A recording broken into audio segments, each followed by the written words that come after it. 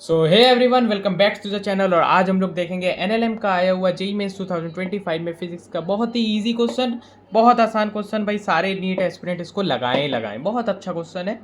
और देखिए इसमें क्या कहा गया हमसे, if the displacement of the block is 5 metre, यानी हमें जो डिस्प्लेसमेंट है वो ब्लॉक का हमें 5 मीटर दिया हुआ। जैसे जब भी कोई आपका क्वेश्चन पेपर आए, आप जो उसमें मेन पार्ट है आप उस चीज़ को पढ़िए और उसको हाईलाइट करिए। अब इसमें ब्लॉक पढ़िए और इस चीज़ में ज़्यादा टाइम वेस्ट मत करिए अगर आपको क्वेश्चन जल्दी सॉल्व करना है, क्योंकि नीट में क्या है, क्वेश्चन आप जितनी जल्दी तरीके से सॉल्व करते हैं विद एफिशिएंट एंड एक्यूरेसी, तभी आप जो है अच्छे मार्क्स अचीव कर पाएंगे। तो देखिए डिस्प्लेसमेंट ब्लॉक की 5 मीटर है। Work done by the force applied is, अब वर्क डन हमसे पूछ लिया गया है।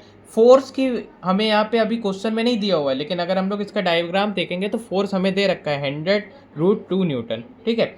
अब वर्क डन बाय फोर्स है और यहाँ पे इन्होंने कोफिशिएंट ऑफ फ्रिक्शन दे रखा है 1/4। म्यू की वैल्यू हमारी दी हुई है 1/4।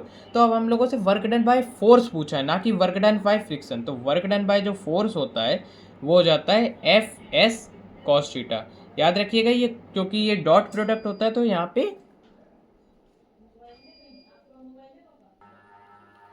तो कॉस थीटा हो जाएगा। अब हमें यहाँ पे, क्योंकि यहाँ पे आप देखिए तो यहाँ पे एंगल भी दिया हुआ है 45 डिग्री, और जब इसका हम लोग जो हॉरिजॉन्टल कंपोनेंट निकालेंगे वो तो इसका 45 कॉस थीटा ही आ जाएगा, ठीक है। तो कॉस 45। अब देखिए वर्क डन हमसे नॉर्मली फोर्स का पूछा, तो फोर्स हमारे पास है 100√2 और डिस्प्लेसमेंट हमें ऑलरेडी दिया हुआ है 5 मीटर इंटू कॉस थीटा।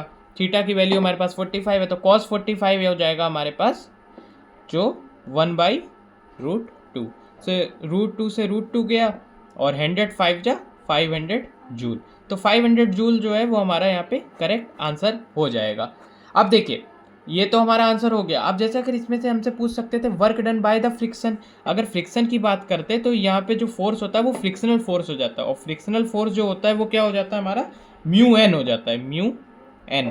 तो म्यू की वैल्यू हमें 1/4 दी जाती है, एन की वैल्यू mg होती है, तो 25 इंटू जी 10 हो जाता, और डिस्प्लेसमेंट हमारा आपका हो जाता कितना 5 इंटू कॉस थीटा, कॉस 45 यानी 1/√2, ठीक है। तो ऐसे करके ये work done by frictional force हो जाता, लेकिन हमसे क्योंकि work done by simple force पूछा है तो वो हमारा 500 जूल आ जाएगा। Thank you.